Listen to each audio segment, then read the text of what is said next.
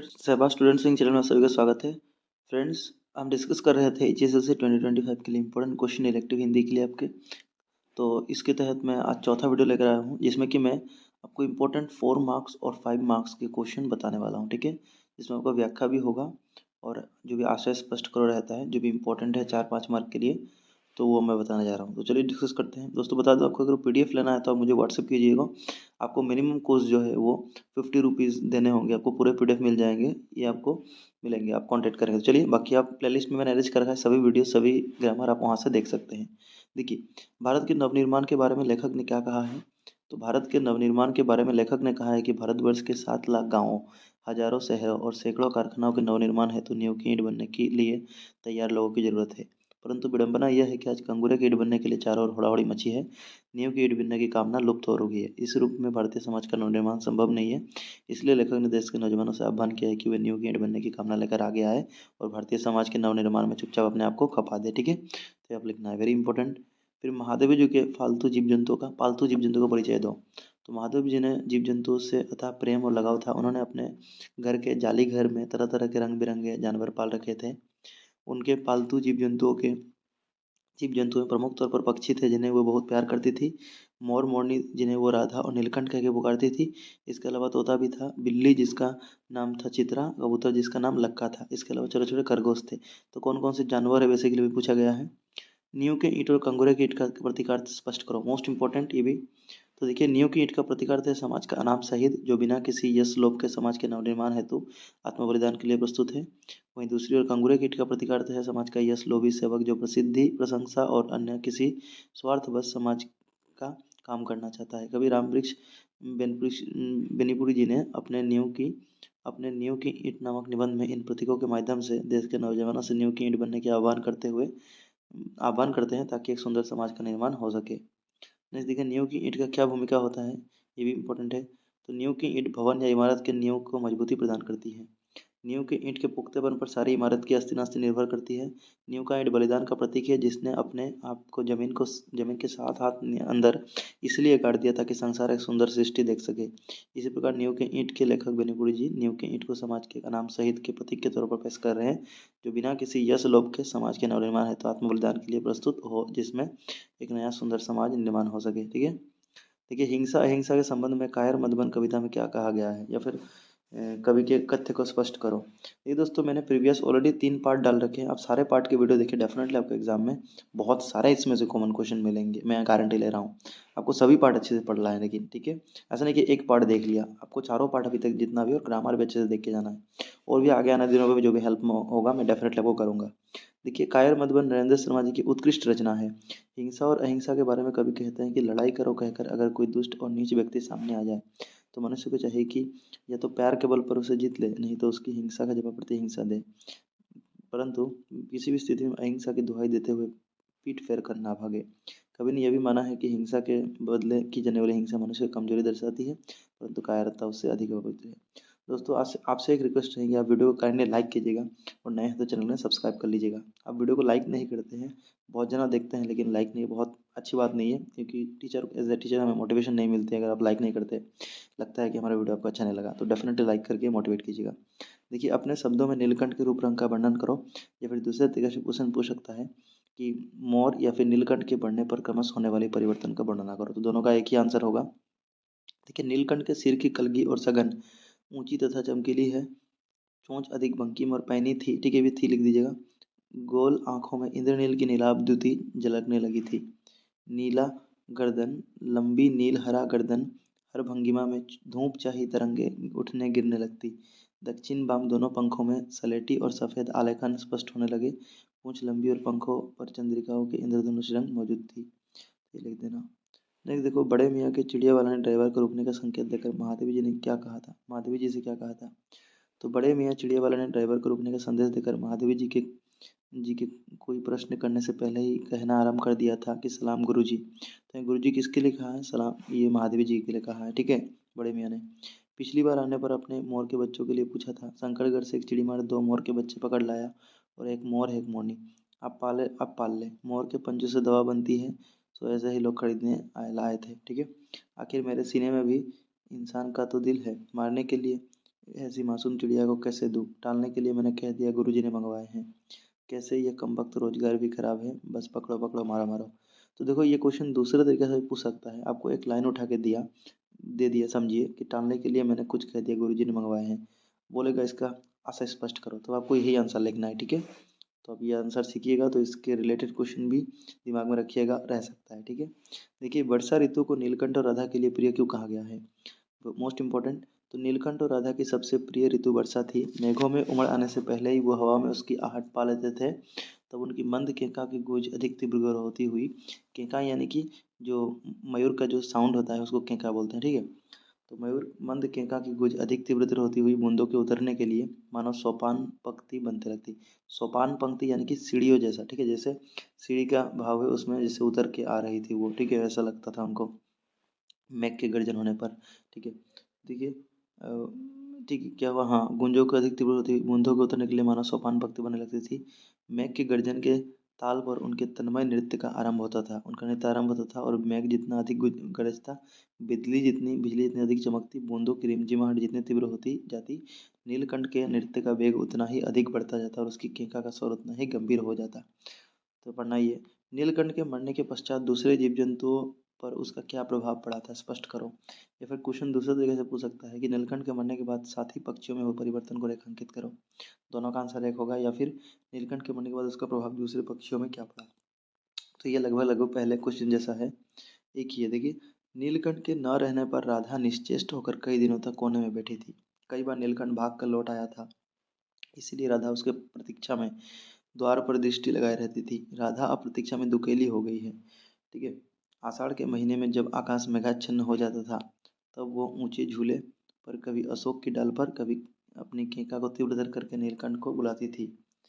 उधर कुब्जा ने भी कोलाहल के साथ नीलकंठ को ढूंढना आरंभ किया। वह नीलकंठ की तलाश में आम, अशोक, कचनार आदि की शाखाओं में नीलकंठ को ढूंढती रहती थी। तो किस किस पेड़ में ढूंढती, ठीक है, आम, अशोक, कचनार, और अशोक के पेड़ में ढूंढती ये जो नील आपकी राधा है, ठीक है। लेकिन इन पेड़ में कौन ढूंढती, तो कुब्जा, याद रखना। अपने माँ बाप के संबंधित प्रश्नों पर छोटा जादूगर ने क्या कहा था। तो लेखक द्वारा अपने माँ बाप के संबंधित प्रश्न सुनकर छोटा जादूगर ने उत्तर दिया कि मेरे बाबूजी जेल में हैं। जब लेखक ने उससे पूछा कि क्यों, इसके जवाब में उसने गर्व से कहा देश के लिए। अपने माँ के बारे में पूछे जाने पर उसने कहा कि वो बीमार है। छोटा जादूगर की माँ के बीमार होने की बात सुनकर जब लेखक ने उससे पूछा क्या तुम तमाशा दिखा रहे हो, तो इसके उत्तर में छोटा जादूगर ने कहा तमाशा देखने नहीं दिखाने निकला हूँ, ठीक है। तो दोस्तों ये 4 मार्क का पहले यार में कभी ना कभी पूछा गया है, इसलिए आपके लिए इंपॉर्टेंट बन रहा है। नहीं, देखिए, ईसाई धर्म उन्हीं के पुण्य प्रताप से फूल फल रहा है, स्पष्ट करो, यानी कि भाव स्पष्ट करो। तो देखो लेखक के अनुसार ईसाई धर्म को उन लोगों ने अमर बनाया जिन्होंने इस धर्म के प्रचार में अपने को अनामोत्सव कर दिया। उनमें से कितने जिंदे जलाए गए, कितना सूली पर चढ़ाए गए, कितने बन बन के खाक छानते जंगली जानवरों के शिकार हुए, कितने उससे भी भयानक भूख प्यास के शिकार हुए। लेखक का कहना है कि ईसाई धर्म इन्हीं लोगों के पुण्य प्रताप से फूल फल रहा है, जिनका नाम शायद ही कहीं लिखे गए हो या जिनकी चर्चा कभी होती है, ठीक है। नेक्स्ट देखिए, नीलकंठ के प्रवृत्तियों को रेखांकित करो। या फिर क्वेश्चन दूसरे तरीके से पूछ सकता है कि नीलकंठ के स्वभाव की भिन्न विशेषताएं, या फिर नीलकंठ के चरित्र के विषय में लिखो, ठीक है। तो चरित्र के कुछ प्रभाव के बारे में, स्वभाव के बारे में, तो ये सब एक ही क्वेश्चन है, ठीक है। देखिए, नीलकंठ की प्रवृत्ति एक वीर, सतर्क और कुशल संरक्षण पक्षी का है, ठीक है। वो वीर है, साहसी था, वो सतर्क था, और कुशल संरक्षक। देखिए सतर्कता, पहला हमने को सतर्कता लिखा, तो जाली घर के ऊंचे झूले पर सोते हुए भी नन्हे बच्चे की उसे खरगोश के नन्हे बच्चे की धीमी धीमी ची ची आवाज़ सुनाई पड़ी, ठीक है। खरगोश के बच्चे का आवाज़ क्या था, ची ची। तो और उसे यह शक हो गया कि कोई प्राणी कष्ट में है, और वो झट से झूले से नीचे उतरा। वहाँ की स्थिति को देखते ही बड़ी सावधानी से सांप पर प्रहार किया ताकि उन्हें नन्हे बच्चों को हानि ना पहुँचे, ठीक है। सांप के चोंच को पकड़कर उसने मारा था, हमने पढ़ा था। तो ये उसका सतर्कता का परिचय है, ठीक है। अगर लंबा क्वेश्चन पूछे 4 से 5 मार्क ये क्वेश्चन देकर, या फिर ये, तो आपको लिखना है ऐसे, ठीक है। नेक्स्ट देखिए, वीरता। तो नीलकंठ एक कलाप्रिय प्राणी होने के साथ साथ वीर प्राणी भी है। अकेले ही उसने सांप के खरगोश के बच्चे को बचाया, सांप से खरगोश के बच्चे को बचाया, और सांप के 2 खंड या फिर टुकड़े करके अपनी वीरता का परिचय दिया। नेक्स्ट, कुशल संरक्षक। तो मुंह से बचाकर खरगोश को मृत्यु के मुंह से बचाकर उसने सिद्ध कर दिया कि वो कुशल संरक्षक है, ठीक है। उसके संरक्षण में किसी प्राणी को कोई भय ना थी। नेक्स्ट देखिए, सुंदर सृष्टि हमेशा बलिदान खोजती है, बलिदान ईंट का हो या व्यक्ति का, व्याख्या करो। या फिर दूसरी तरीके से बोल सकता है कि सुंदर सृष्टि हमेशा बलिदान खोजती है, बलिदान ईंट का हो या व्यक्ति का, व्याख्या करो। ठीक है, ये न्यू किसी ईंट शीर्षक लिख के किस बलिदान की ओर संकेत दिया है, स्पष्ट करो। ठीक है, तो इन सभी का क्वेश्चन आंसर एक ही है। तो देखो यहाँ पर व्याख्या बोला है या फिर आशय स्पष्ट करो बोलता, तो बेसिकली मैं यहाँ पर व्याख्या के लिए समझा रहा हूँ कैसे व्याख्या लिखना है। तो देखो व्याख्या लिखने का तरीका होता है, पहले तो आप संदर्भ लिखोगे। संदर्भ यानी कि ये जो लाइन दिया है, कुछ भी कविता या फिर कोई भी गल्प से देगा तो कहाँ से दिया गया पहले लिखना है। जैसे ये लाइन जो है आपको पता है 1 नंबर पाठ का आपका बुक का, न्यू कीट पाठ का, तो मैंने लिखा है प्रस्तुत पंक्तियाँ रामवृक्ष बेनीपुरी जी द्वारा रचित न्यू कीट नामक गद्य खंड से ली गई है। ये लिख लिया मैंने, किसने लिखा है और किस पाठ से ली गई है। फिर प्रसंग, संदर्भ के बाद प्रसंग, यहाँ सुंदर समाज के निर्माण के लिए किन किन शर्तों की जरूरत है उसकी बात की गई है। तो कौन सी बात की जा रही है लाइन में वो कह देना शॉर्ट में। फिर व्याख्या, देखो जिस प्रकार एक इमारत के निर्माण के लिए कुछ पक्की पक्की लाल ईंटों की जरूरत पड़ती है, जिनको 7 हाथ जमीन के अंदर इसलिए गाड़ दिया जाता है ताकि इमारत जमीन के 100 हाथ ऊपर जा सके, जिनकी मजबूती और पुख्तेपन पर सारी इमारत की अस्थिर अस्थिर निर्भर करती है, उसी प्रकार सुंदर समाज के निर्माण के लिए कुछ तपे तपाए लोगों को मौनमुख यानी चुपचाप शहादत का लाल सहरा पहनना पड़ता है। आज भारतीय स्वतंत्रता आंदोलन के सैनिकगण, जैसे भारतीय स्वतंत्रता आंदोलन के सैनिकगण हैं जिनके बलिदान की खातिर ये हमारा देश आज अस्तित्व में है। ठीक है, तो ये लिख सकते हैं। देखिए, छोटा जादूगर शीर्षक कहानी के संदेश को स्पष्ट करो, मोस्ट इंपॉर्टेंट। तो छोटा जादूगर जयशंकर प्रशांत जो रचित एक ऐसी मनोरम कहानी है जिससे आर्थिक विपन्नता और प्रतिकूल परिस्थितियों से संघर्ष करते हुए 13-14 साल के एक लड़के के चरित्र को आदर्शात्मक रूप से उभारा गया है। परिस्थिति की मांग से एक बालक किस प्रकार अपने पाँव पर खड़ा हो जाता है, उसका यहाँ हृदयस्पर्शी चित्रण किया गया है। छोटे जादूगर के रूप में प्रस्तुत बालक के मधुर व्यवहार, चतुराई, क्रिया कौशल, स्वाभिमान और मातृभक्ति का परिचय मिलता है। नेक्स्ट, अर्पण कर सर्वस्व मनुष्य को सर्वस्व अर्पण करने का आह्वान कवि ने क्यों किया है। तो ये पंक्ति कायर मत बन शीर्षक कविता से ली गई है। इस पंक्ति के माध्यम से मनुष्य मात्र से मानवता की रक्षा के लिए आह्वान किया गया है। कवि कहते हैं कि मानवता अमूल्य है, उसकी रक्षा के सामने व्यक्ति की सुरक्षा का कोई मूल नहीं है। सत्य तो यह है कि व्यक्ति के आत्म बलिदान से मानवता अमर बनती है। युगों से वंचित मानवता व्यक्ति को खून पसीने से सींचती है। अतः मनुष्य के लिए उचित यही है कि वो कभी कायर न बने और अपना सब कुछ मानवता का न्यौछावर कर दे। नेक्स्ट देखिए दोस्तों, अभी तक अगर आपने लाइक नहीं किया था वीडियो को, काइंडली लाइक कर दीजिएगा जरूर से। नेक्स्ट देखिए, कुब्जा और राधा के आचरण में क्या अंतर परिलक्षित होते थे, क्यों ऐसा क्यों होता था। तो राधा स्वभाव की अच्छी थी, कुब्जा स्वभाव की सख्त और बुरी थी। राधा मिलनसार थी, वो अन्य जीव जंतुओं के साथ मिलकर रहती थी, पर कुब्जा ऐसी नहीं थी। यहाँ तक कि उसने राधा को भी नीलकंठ से अलग कर दिया था। वो अपने और नीलकंठ के अतिरिक्त किसी को भी आना नहीं देना चाहती थी, सबको मार मार कर भगाती थी। कुब्जा दूसरों से जलती थी और राधा ऐसा नहीं थी। ठीक है, तो दोनों के आचरण में पार्थक्य है। नीलकंठ राधा के संबंध, देखिए नीलकंठ और राधा का कायाकल्प एक साथ हुआ था, मानो जैसे इल्ली से तितली का बनना हो। राधा का विकास नीलकंठ के समान चमत्कारिक तो नहीं था, पर वो उसकी छाया के समान उसके साथ रहकर उपयुक्त सहचारिणी होने का प्रमाण देती थी। उनके नृत्य भंगिमा में भी एक अद्भुत है, एक पूरक ताल परिचय मिलता था। ठीक है, तो ये संबंध है उनके। ये 2 मार्क का कैटेगरी है, इसमें घुस गया एक्चुअल में। तो जब भी मैं अगर पीडीएफ दूंगा तो आपको अरेंज करके दे दूंगा सभी क्वेश्चन। देखिए नेक्स्ट, मृदु मिट्टी के बने हुए मधुघट फूटा ही करते हैं, लघु जीवन लेकर आए हैं प्याले टूटा ही करते हैं। इन काव्य पंक्तियों के जरिए कवि ने क्या कहना चाहा है। तो यहाँ कवि जीवन के अनिश्चितता के बारे में कहना चाहते थे। कवि कहते हैं कि जीवन मदिरालय के मधु प्याले की तरह है, जो कभी भी टूट सकता है क्योंकि यह मिट्टी का बना हुआ है और इनका जीवन काल अल्पकालीन और बहुत नाजुक होता है। इसी प्रकार मनुष्य का शरीर भी अनिश्चित और क्षणभंगुर है, जो कभी भी समाप्त हो सकती है। ये जीवन की नाजुकता और अस्थिरता को दर्शाता है। एक देखो, सत्य कठोर होता है, कठोरता और बद्दापन साथ साथ जन्मा करते हैं, जिया करते हैं। हम कठोरता से भागते हैं, बद्देपन से मुख मोड़ते हैं, इसलिए सत्य से भी भागते हैं। तो व्याख्या करो। तो देखिए व्याख्या कैसे लिखना है, मैंने पहले बताया। संदर्भ, तो प्रस्तुत पंक्ति रामवृक्ष बेनीपुरी जी द्वारा रचित न्यू की ईंट नामक गद्य खंड से ली गई है। फिर प्रसंग, यहाँ सत्य और कठोरता तथा बद्देपन के बीच में संपर्क की बात की गई है। तो व्याख्या देखो, यहाँ सत्य को कठोर कहा गया है क्योंकि सत्य अक्सर हमारी भावनाओं और इच्छा के विपरीत होता है। ये हमें उन बातों का सामना करने के लिए मजबूर करता है जिन्हें हम अनदेखा करना चाहते हैं। सत्य कठोर होता है, कठोरता और बद्दापन साथ साथ जन्मा करते हैं, जिया करते हैं। अर्थात हम अक्सर सत्य को सुनने या देखने से बचते हैं। क्योंकि ये हमें असहज महसूस कराती है। हम कठोरता से भागते हैं, बद्धपन से मुक्त पड़ते हैं, इसीलिए सत्य से भी भागते हैं। और रखा है, जो घट प्रेम न संचरे सो घट जान मसान, जैसे लाल खाल लोहार की सांस ले तो बिन पान। दोस्तों मैंने वैसे तो प्लेलिस्ट में ये साखी चैप्टर का दोहे एक्सप्लेन कर रखे हैं, मीनिंग भी समझा है, तो वहाँ भी आप देख सकते हैं एक बार जरूर से, ठीक है। देखिए बाकी यहाँ पर देख लीजिए संदर्भ। प्रस्तुत पंक्तियाँ कबीरदास जी द्वारा रचित साखी नामा कविता से ली गई। ये तो पहले आपको संदर्भ लिखना है कि कहाँ से लिया गया है, फिर प्रसंग यानी कि लाइन में क्या कहा गया है शॉर्टकट में लिखना है। तो इन पंक्तियों के माध्यम से कवि ने प्रेम के महत्व और उसके अभाव के परिणामों के बारे में बताया है, ठीक है। देखिए नेक्स्ट अभिव्याख्या। कबीरदास जी कहते हैं कि जिस शरीर में प्रेम नहीं बसता वो शरीर मृत शरीर के समान है। जैसे लोहार की भट्टी में हवा भरने से लोहा गर्म होता है, लेकिन जब हवा बंद हो जाती है तो लोहा ठंडा हो जाता है, उसकी जीवन शक्ति समाप्त हो जाती है। वैसे ही प्रेम के बिना जीवन भी सूखा और अर्थहीन हो जाता है। नेक्स्ट, काल करे सो आज कर, आज करे सो आज, पल में प्रलय होएगा बहुरी करेगा का व्याख्या करो। तो देखिए संदर्भ। प्रस्तुत पंक्तियाँ कबीरदास जी द्वारा रचित साखीनामा कविता से ली गई है। प्रसंग। इन पंक्तियों के माध्यम से कवि ने समय के महत्व और जीवन की अनिश्चितता के बारे में बताया है। व्याख्या। कवि कहते हैं कि जो काम कल करना है उसे आज कर लो, और जो आज करना है उसे अभी तुरंत कर लो। यहाँ कवि कहना चाहते हैं कि समय का पहिया बहुत तेज चलती है, वो किसी का अपेक्षा नहीं करता। कवि कहते हैं कि जीवन में किसी भी पल प्रलय अर्थात अनहोनी हो सकती है, अर्थात जीवन अनिश्चित है, इसलिए हमें अपने कार्य को जल्दी से जल्दी पूरा करना चाहिए।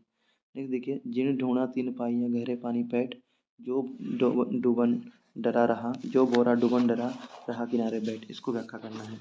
तो देखिए इसमें भी संदर्भ क्या लिखना है कि प्रस्तुत पंक्तियाँ कबीरदास जी द्वारा रचित साखीनामा कविता से ली गई है। इन पंक्तियों के माध्यम से कवि ने परिश्रम और उसके माध्यम से लक्ष्य की प्राप्ति के बारे में बताया है। फिर कवि कहते हैं कि जिस प्रकार मोती पाने के लिए गोताखोर गहरे पानी में डुबकी लगाता है, उस प्रकार हमें अपने लक्ष्य को हासिल करने के लिए गहरे पानी में बैठ करना होगा। यानी हमें अपने डर भय को दूर करके कठिन परिश्रम करना होगा। जो व्यक्ति डूबने के डर से किनारे बैठा रहता है वो कभी भी मोती प्राप्त नहीं करता। इसी प्रकार डर और संदेह के कारण अगर हम परिश्रम से दूर भागते हैं तो अपने लक्ष्य को प्राप्त नहीं कर सकते। नेक्स्ट देखिए, ये व्याख्या है। कबीरदास जी के जो साखी के दोहा है वो भी इम्पोर्टेंट है इस बार। तो माला फेरत जुग भया फिरा न मन का फेर, कर का मन का डारी दे मन का फेर। व्याख्या करो। देखिए प्रस्तुत पंक्तियाँ कबीरदास जी द्वारा रचित साखी नामक कविता से दी गई है। फिर प्रस्तुत पंक्ति के माध्यम से हाथ की माला फेरने कवि ने हाथ की माला फेरने की क्रिया को छोड़कर मन की दिशा बदलने की बात की है। कवि कहते हैं कि अगर माला फेरने के उपरांत भी तुम्हारे मन की हलचल शांत नहीं होती, तुम्हें ज़रूरत है अपने मन के मोतियों को फेरने की। अर्थात अगर कोई व्यक्ति ईश्वर साधना के बाद भी अपने मन को बस नहीं कर पाता, फिर उस व्यक्ति को आत्मचिंतन करने की जरूरत है ताकि वो अपने मन की दिशा बदल सके। नेक्स्ट, पोथी पढ़ी पढ़ी जग मुआ, पंडित भयाना कोई ढाई, अगर प्रेम के पढ़े से पंडित हुआ। व्याख्या करो। तो देखो प्रस्तुत पंक्तियाँ कबीरदास जी द्वारा रचित साखी नामक कविता से ली गई है। प्रसंग। इन पंक्तियों के माध्यम से कवि ने ज्ञान और प्रेम दोनों की आवश्यकता के बारे में बताया है। कबीर जी कहते हैं कि पोथी पढ़ी पढ़ी जग मुआ, पंडित भयाना कोई, अर्थात किताब या बड़े बड़े पुस्तक पढ़कर कोई पंडित या विद्वान नहीं बन सकता। इसके उपरांत वे कहते हैं कि ढाई अक्षर प्रेम का पढ़े से पंडित होए, अर्थात प्रेम के कुल ढाई अक्षर को पढ़कर उसका असली अर्थ समझने वाला ही वास्तव में पंडित कहलाता है। नहीं देखिए, जाति ने पूछा साधु की पूछ लीजिए ज्ञान, मोल करो तलवार कपड़ा रहन दो म्यान। व्याख्या करना है। तो प्रस्तुत पंक्तियाँ कबीरदास जी से लिखी गई साखी नामक दोहा से लगी तो लिखिएगा सेम। फिर इन पंक्तियों के माध्यम से कवि ने साधु के जाति के बदले ज्ञान को और तलवार के म्यान के बदले उसकी वास्तविक क्षमता को महत्व दिया है। देखिए यह एक प्रसिद्ध दोहा है जिसका अर्थ है किसी साधु या महापुरुष की जाति नहीं पूछनी चाहिए बल्कि उनके ज्ञान को समझना चाहिए। अर्थात हमें किसी व्यक्ति की जाति धर्म या बाहरी आवरण के आधार पर नहीं आंकना चाहिए बल्कि उनके गुणों और ज्ञान और क्षमताओं को समझना चाहिए। दूसरी ओर जिस प्रकार तलवार का मूल्य उसके म्यान यानी कि उसके बाहरी आवरण से नहीं होता बल्कि उसकी वास्तविक क्षमता और उपयोगिता से होता है, उसी प्रकार मनुष्य का परिचय उसके देह के रंग व सुंदरता से नहीं है बल्कि उनके गुणों ज्ञान और क्षमताओं से है। ठीक है, गुण ज्ञान और क्षमताओं से। तो ये नेक्स्ट, तेरा साईं तुझ में जीव पहुँपन में वास, कस्तूरी का मेरा जो फिर ढूंढे घास। वेरी इंपॉर्टेंट व्याख्या। तो देखिए पहले तो संदर्भ लिख लेगा कि कबीरदास जो लिखी गई साखी नामक दोहा युक्त कविता से ली गई है। फिर इन पंक्तियों के माध्यम में क्या कहा गया है, तो यहाँ कवि ने ईश्वर की उपस्थिति और उसकी खोज के बारे में बताया। फिर कहा है, देखिए कवि कहते हैं कि जैसे फूल में उसकी सुगंधता छिपी होती है उसी प्रकार हमारा ईश्वर भी हमारे ही अंदर विराजमान है। जिस प्रकार कस्तूरी हिरण अपनी नाभि में स्थित कस्तूरी नामक सुगंधित पदार्थ को पदार्थ की खोज में घास फूस में भटकता है, वैसे ही हम ईश्वर की खोज में बाहर भटकते हैं, जबकि वो हमारे भीतर ही है। नहीं, देखिए, सदगुरु की महिमा अनंत, अनंत के उपकार, अनंत लोचन, अनंत उघाड़िया, अनंत दिखावनहार। व्याख्या करो। तो प्रस्तुत पंक्तियाँ कबीरदास जी द्वारा रचित साखी नामक दोहा कविता से ली गई है। इन पंक्तियों के माध्यम से कवि ने सदगुरु की महिमा और उनके उपकार को वर्णन किया है।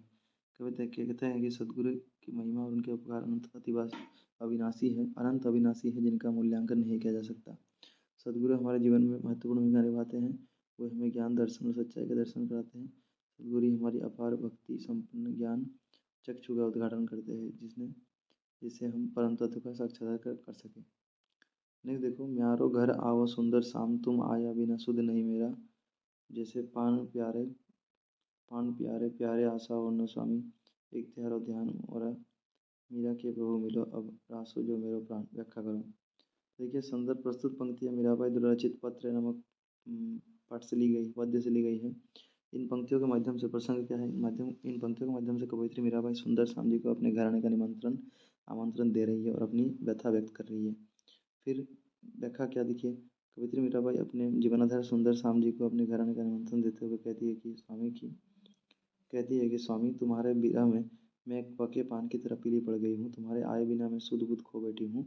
मेरा ध्यान तो तुम्ही पर है, मुझे किसी दूसरे की आशा नहीं है, तो तुम जल्दी आकर मुझसे मिलो और मेरी मान की रक्षा करो। तो ये रहे आपके इंपॉर्टेंट 5 मार्क्स और 4 मार्क के क्वेश्चन। होप आपको जरूर से अच्छे लगे होंगे। Thank you for watching.